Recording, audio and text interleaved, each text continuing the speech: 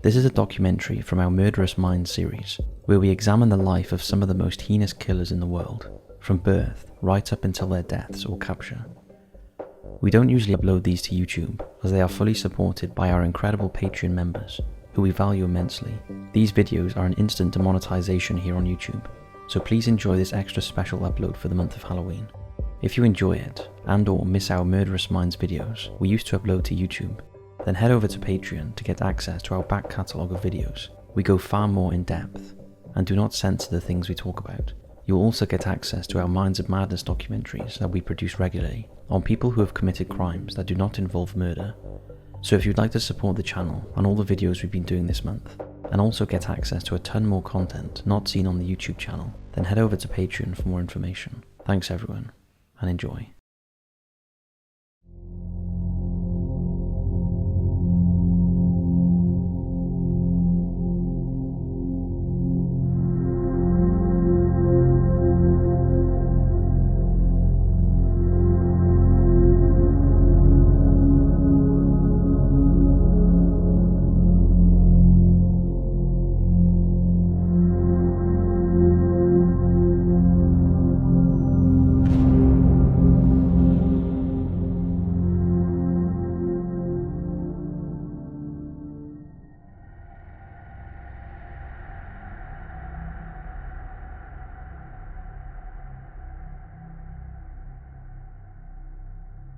Tsutomu Miyazaki was born prematurely on August 21st, 1962, weighing just 4.8 pounds and suffering from a birth defect. The condition caused the joints in his hands to be fused together, so he couldn't bend his wrists upwards. It's important to note here that a black and white photograph that is often said to be Tsutomu's hands has been debunked. It's an image taken from a medical textbook and displays the hands of someone with a condition named Marfan syndrome, which is a genetic disorder that affects connectivity tissue in the body. Tsutomu was the eldest son of a wealthy family. His granddad and great-granddad both served on the town council, and his parents were often busy, leaving him in the care of his granddad, Shokichi, and a nanny who was an intellectually disabled man. Tsutomu's father, Katsumi, was generally described as a workaholic, a well-regarded and well-known member of the community. Katsumi operated a regional newspaper named Akikawa Shimbun, and as a result, the family had great political influence in their hometown of Itsukaichi, Tokyo. Katsumi was reportedly more interested in collecting political video clips and the latest camera equipment than his own son, however, making him a rather absent father in Tsutomu's formative years. His mother, Raiko, wasn't much different. A busy working woman, she attempted to create a bond with his son by constantly buying him gifts, like his black Nissan Langley, and later she supplied him with his favourite comic books. Tsutomu didn't fare much better with the remainder of his family, nor his peers while growing up. His two young sisters, Setsuko and Haruko, reportedly found him repulsive and creepy, and while at school he was mocked and bullied for his deformed hands, which he was known to hide in photographs. As a result of his social isolation, Tsutomu kept to himself and did not experience a lot of things we usually do growing up, such as making friends and going on dates.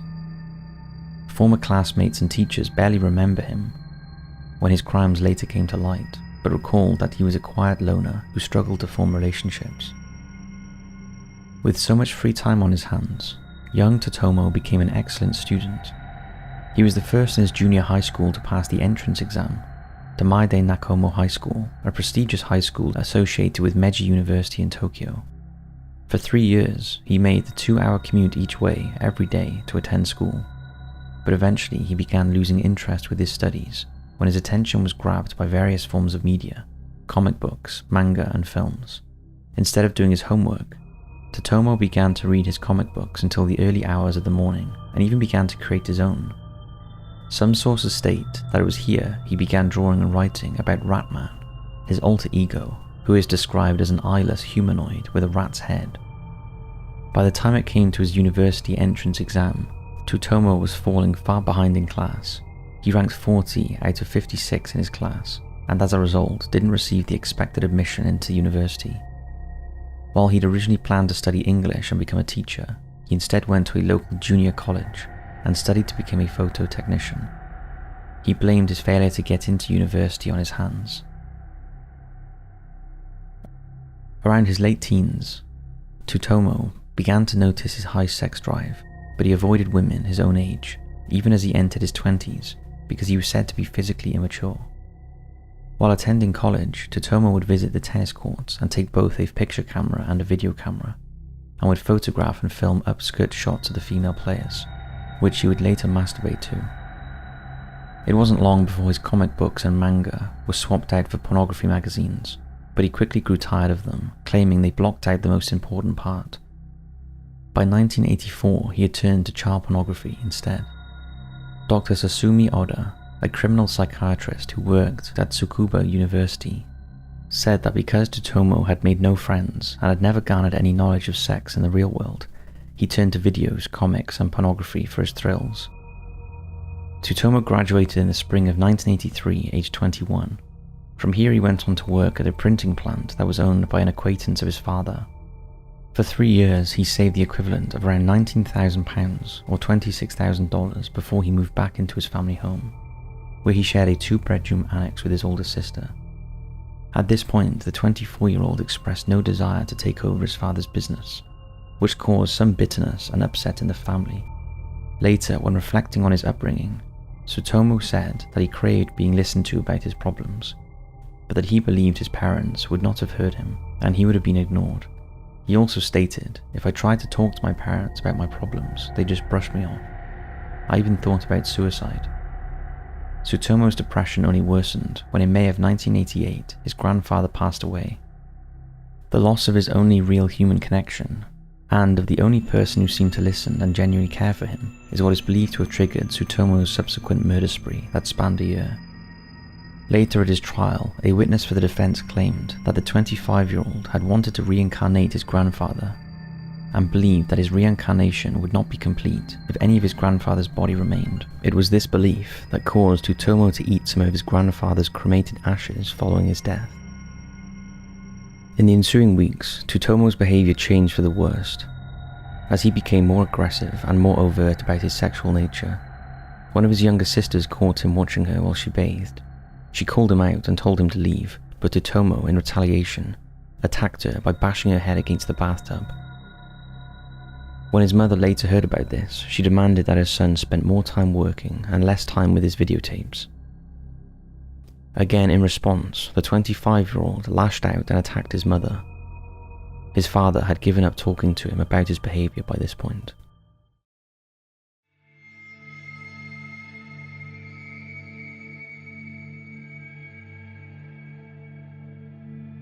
At around 3 p.m. on August 22nd, 1988, just one day after Tsutomu's 26th birthday, 4-year-old Mari Kono left her house in Irma, Saitama, about an hour from Tokyo.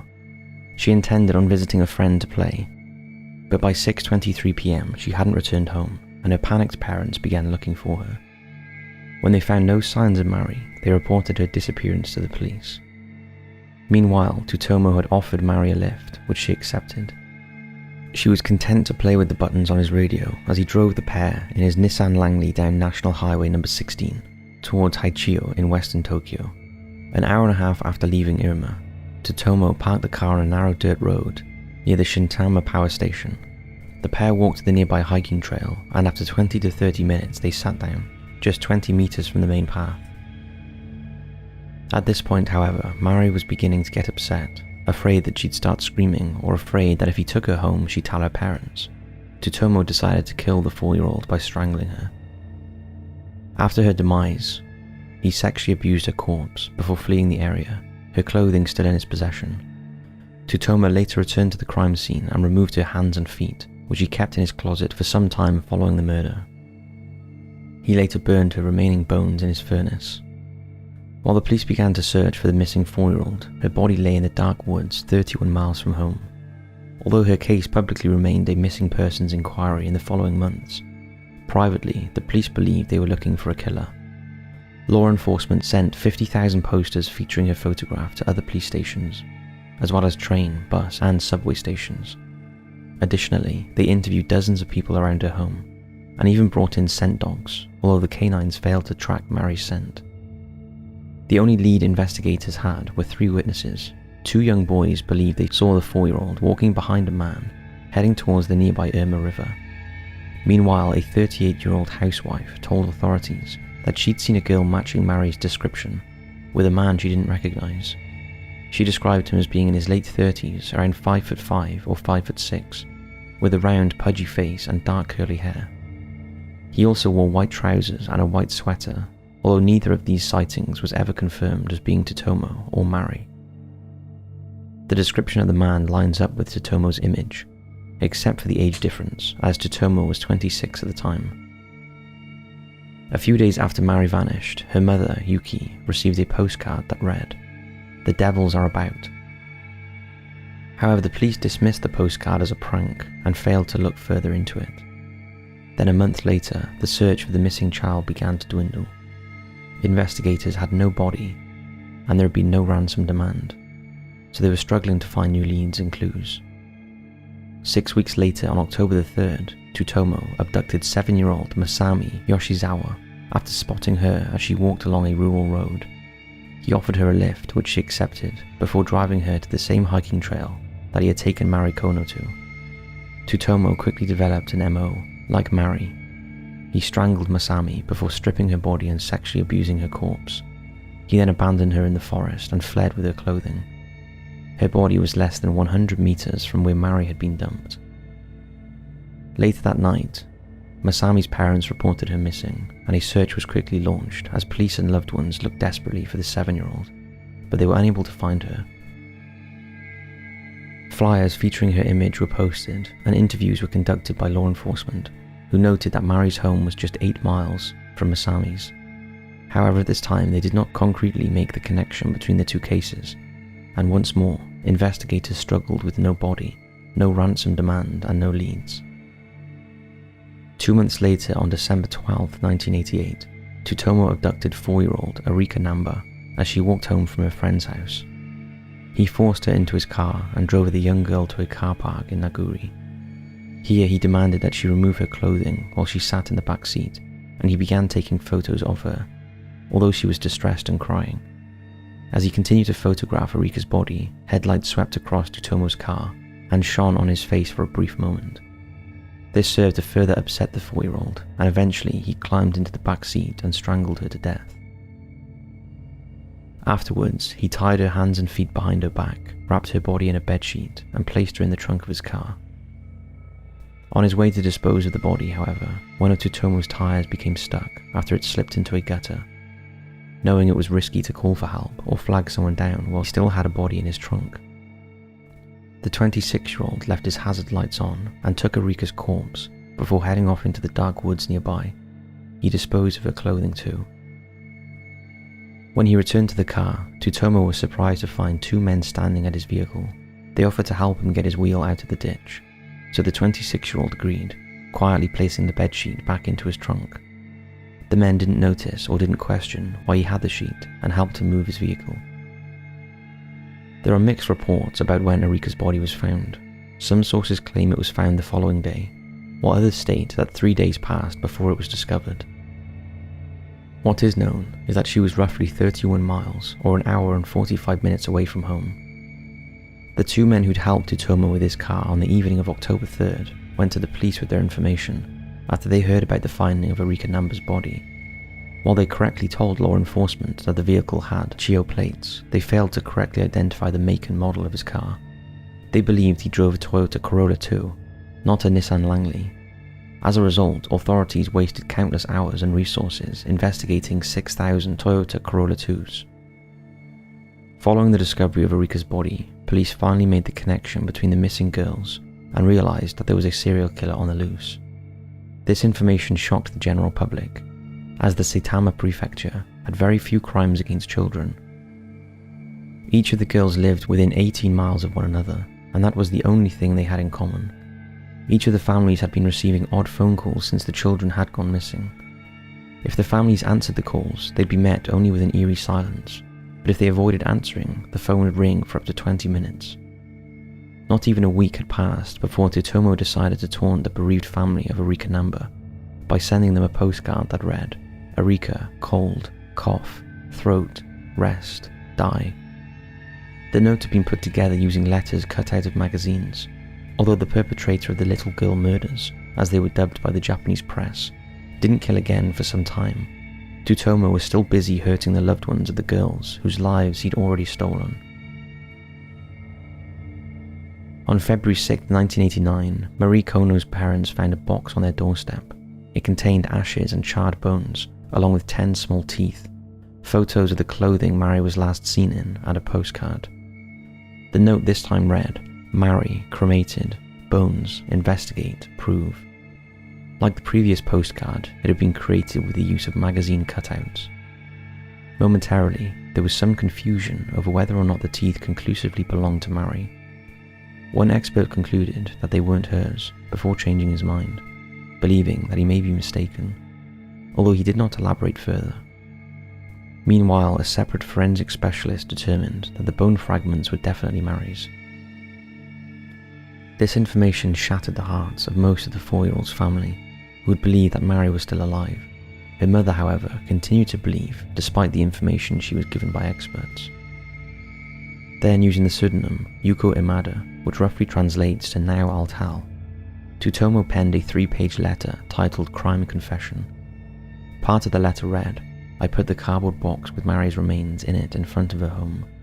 I did everything, from the start of the Mari incident to the finish. I saw the police press conference where they said the remains were not Mari's. On camera, her mother said the report gave her new hope that Mari might still be alive. I know then that I had to write this confession so Mari's mother would not continue to hope in vain. I say again, the remains are Mari's." Frustratingly, this letter was able to provide the police with clues, although it does not appear that investigators acted on them. The Polaroid of Mari's clothing was taken with a Mamiya 6x7 camera, like those used by printers. Additionally, the postcard's typeface was established as being from a photo typesetter and copied onto an industrial copier.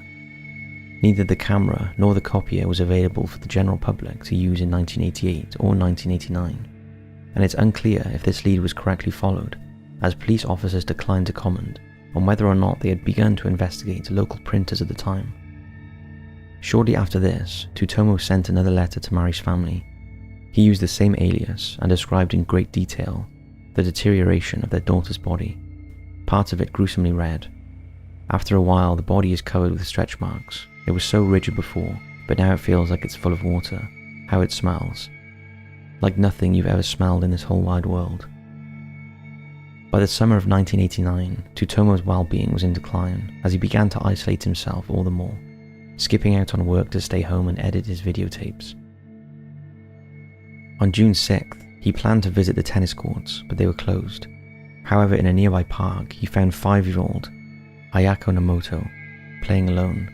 He convinced her to allow him to take photos of her, and when she became more comfortable with him, he lured her into his car, where he strangled her, covered her corpse with a bedsheet, and placed her in his trunk.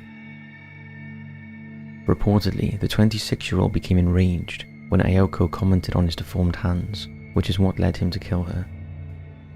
This time, instead of abusing her corpse and dumping it, however, Tsutomu brought her home, where he spent the next 2 days taking photos and videos of it in various positions, while he again sexually abused it. When the body began to decompose, he knew he had to get rid of it. He dismembered Ayoko's corpse and discarded her torso near a public toilet in Hano's Miyazawako Cemetery before abandoning the rest of her in the hills of Mitekiyama. He then kept her hands, drinking blood from them and cannibalizing them. 5 days later, Ayoko's torso was found and quickly identified, using a combination of chest size, blood type, and stomach contents.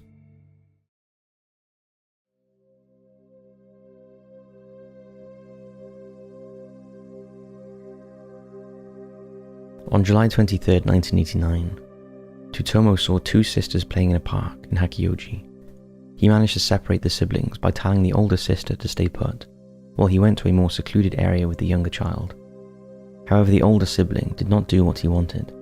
Instead, she ran home to tell her father about the strange man who had gone off with his sister. Tsutomu coerced and forced the younger girl into taking off her clothes and began taking photos of her. In the middle of this, however, he was caught by the children's father, who who attacked the 26-year-old but was unable to restrain him. Tsutomu took off running from the scene on foot, but he eventually, foolishly on his part, returned to the scene for his car, where police were waiting for him, and was arrested on the spot. The 26-year-old remained silent for his first 2 weeks in police custody. However, it wasn't long before authorities began searching his home, and the press then caught wind of the contents of it. A search of his 2-bedroom home turned up 5,763 videotapes. Some featured anime, hentai, and slasher films, while others contained both adult and child pornography, as well as footage of his victims. Investigators did not expect that such a quiet, mild-mannered man would possess such horrific materials. His pornography videos were described as extreme. It was only after this collection was found that Tsutomu decided to confess to his crimes.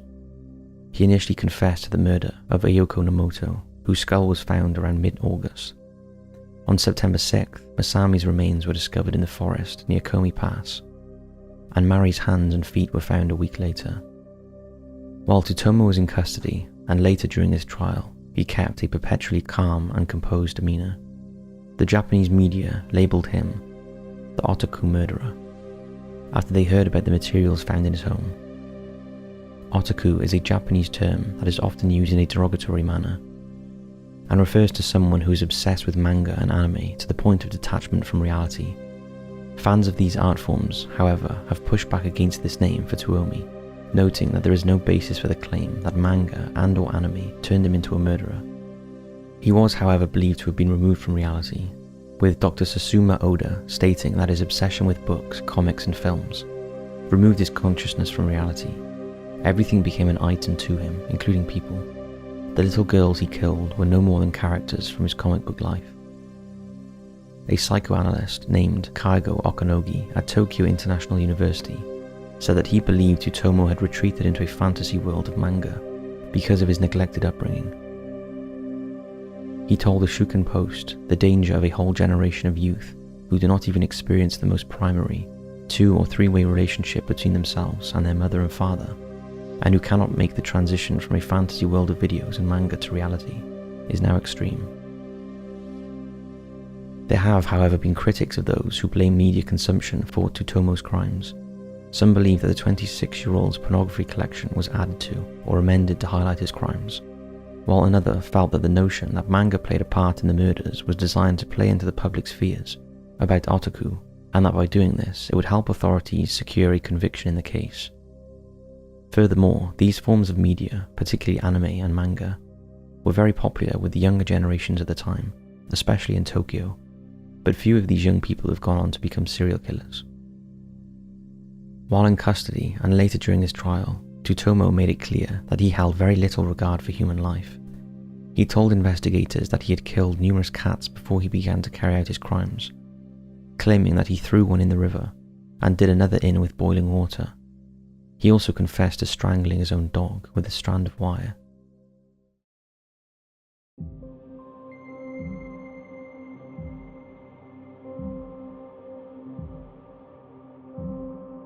Tsutomu's father refused to pay for his legal defense. As a result, it took some time for the public defender's office to find lawyers willing to take the case.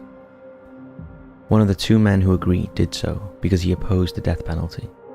The defense team aimed to prove that Tsutomu had dismissed responsibility due to mental health issues, and the idea that he couldn't tell right from wrong, but the state of his mental well-being was something of a bone of contention at the time. The trial began on March 30th, 1990. Throughout it, the 26-year-old was known to talk nonsense, and he blamed his actions on his alter ego Ratman, who promised to bring his grandfather back to life if he abducted and killed children. He even spent considerable time drawing Ratman in cartoon form for the court. The trial spanned over 7 years, and focused heavily on Tsutomu's mental state at the time of the murders, as under Japanese law, people of unsound minds are not subject to punishment. 3 teams of court-appointed psychiatrists came to different conclusions about his ability to tell right from wrong, however, which threw a spanner in the works for his defense team. 2 teams determined that he was feeble-minded, but even they came to separate opinions about what exactly his disorder was. One team believed he was schizophrenic, while another believed he had multiple personality disorder. The third team, who believed he was capable of taking accountability for his actions, found that he had a personality disorder, but it's unclear if they specified further. The Tokyo District Court agreed with the third team, believing that Tsutomu was aware of the consequences of his actions and the gravity of them, and decided that therefore he should be held accountable. Tsutomu was sentenced to death on April 14, 1997. This decision was upheld by both the Tokyo High Court in June 2001 and the Supreme Court of Justice in January of 2006. During the trial, he called his crimes an act of benevolence and refused to apologize for his actions. Tsutomu never believed he had done anything wrong and claimed he'd done a good job. During his time in prison, he exchanged over 300 letters with Hiroyuki Shinoda, the editor of a monthly magazine. Shinoda said Tsutomu wrote to him twice a month, and he often wrote about his recent situation, detailing his meals and daily activities, rarely discussing his crimes. He appeared to think that his execution was a long way off, and upon hearing that his date of death had been confirmed, he wrote, "This is silly. That judge will be sorry. He must be an idiot." One of the few comments he made about the murders while writing his letters to Shinoda was, "There's nothing much to say about them. I'm happy. I think I did a good deed." He also stated, "I think I'll be acquitted. I don't intend to apologize to the bereaved families." It was also noted that during Tsutomu's trial, he was more concerned about his videotapes and his car than he was about his crimes and own potential death sentence. In another letter to Shinoda, dated from 2007, he demanded that Japan change their capital punishment method, writing, "Under the current execution method, 2 death row inmates have to suffer great fear at the time of their execution, and therefore won't have a chance to feel regret for what they've done. For this reason, we should switch to lethal injections of the kind used in the United States." Of this letter and Tsutomu's looming execution, Shinoda said, "He never wrote anything that indicated he was scared of the execution. He behaved as if it was something that was going to happen to someone else." After his death sentence was finalized, he regularly complained of hearing things, but I never really figured out what was going on in his mind.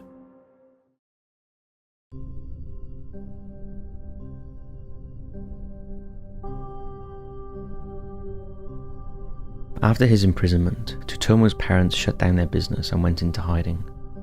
His father made a public statement apologizing for his son's actions shortly before closing the newspaper, and Tsutomu wrote him a letter that was furious in its tone, in which he blamed his father for everything. His mother, meanwhile, continued to bring him comic books while he was in jail. Tsutomu showed her a small amount of compassion, writing to her, "Mother, I've caused you so much heartache." He later added, "Don't forget to change the oil in my car, or it'll get so that you can't drive it." In 1994, Tsutomu Miyazaki took his own life by throwing himself into a river. The Minister of Justice, Kuno Hatayama, signed Tsutomu's death warrant on June 17, 2008. He was hanged that same day, aged 45, at the Tokyo detention house.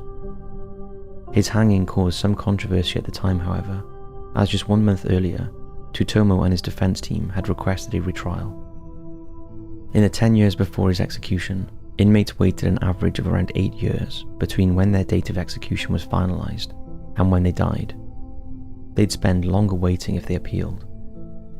Tsutomu, however, spent only 2 years and 4 months waiting. In the case of a retrial, one's execution would not normally occur so quickly, but in this specific case, the Justice Ministry pushed on with it, instead of exercising caution. Outside of the murders themselves, one of the grimmest facets of this case is that Tsutomu seemed to inspire other like-minded individuals.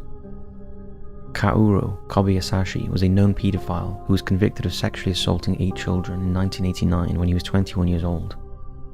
However, he received only a suspended sentence of 2 years in prison for his horrific crimes. In October 1991, he then attempted to murder a 5-year-old girl. He served 3 years in prison and was paroled in November of 1995, before being released just 8 months later in July of 1996. From this point, he began working as a newspaper delivery man. On November 17, 2004, he kidnapped 7-year-old Kaide Ariyama while she made the journey home from school. Using the 7-year-old's own phone, Kobayashi took a photograph of Kaide and sent it to her mother with the caption, "I've got your daughter." He then killed her and dumped her body in a gutter in the town of Haguri, where it was found later that night. Investigators discovered that she'd been drowned, likely in a bath or sink, as the water was clean. She'd been undressed and redressed, and was missing several of her teeth. She also had abrasions to her hands and feet, which were believed to have been made post-mortem. After her demise, Kobayashi continued to hold on to Kaid's mobile phone. On December 14th, he used it to send her mother an email saying, "I'll take her baby sister next." These taunting messages, however, are what ultimately led to his arrest. He was sentenced to death for kidnapping. At his 2008 trial, he said, "I want to be sentenced to death as quickly as possible and leave a legacy among the public as the next Tsutomu Miyazaki or Mamoru Tokuma." The later of these names refers to a mass murderer who killed 8 children in the Osaka school massacre in Akita, Osaka Prefecture in 2001. Upon hearing about this statement from Kobayashi, Miyazaki stated, "I won't allow him to call himself the second Tsutomu Miyazaki when he hasn't even undergone a psychiatric examination." Although lesser known in the likes of the US and Europe, Tsutomu Miyazaki is one of the worst serial killers to ever emerge from Japan, and his evil legacy continues to torment the families of those whose loved ones he so callously killed between 1988 and 1989. Thank you for watching this episode of Murderous Minds. Our heart truly goes out to all of those affected by the terrible crimes of this evil person.